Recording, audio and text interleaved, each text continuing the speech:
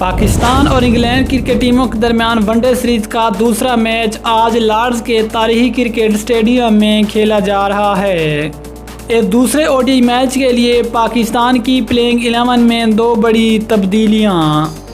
आज के इस वनडे मैच के लिए पाकिस्तान की टीम में कौन सी दो तब्दीलियां होने जा रही हैं और कौन से खिलाड़ियों को मौका मिलने वाला है, मुकम्मल तफसील इस वीडियो में। लेकिन मजीद आगे बढ़ने से पहले अगर आप चैनल पर न्यू हैं, चैनल को सब्सक्राइब करके साथ में लगी बेल आइकन को प्रेस कर दें ताकि क्रिकेट से जुड़ी तमाम खबरें आपको सबसे पहले जहां पर मिलती रहें। अस्सलाम वालेकुम, वेलकम टू सैम स्पोर्ट्स।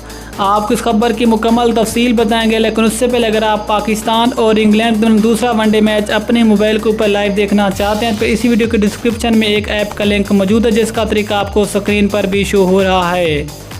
इस लिंक पर क्लिक करके आप पाकिस्तान और इंग्लैंड के दरमियान होने वाला जो दूसरा वनडे मैच अपने मोबाइल के ऊपर लाइव देख सकते हैं। इसके अलावा आपको बताते चलें कि आज के इस मैच में पाकिस्तान की टीम में दो बड़ी तब्दीलियां होने जा रही हैं, जिसमें एक नाम आता है पाकिस्तान के साबिक कप्तान सरफराज अहमद और फास्ट बॉलर मोहम्मद हुसैन को आज के इस मैच में पाकिस्तान की टीम का हिस्सा बनाया जाएगा।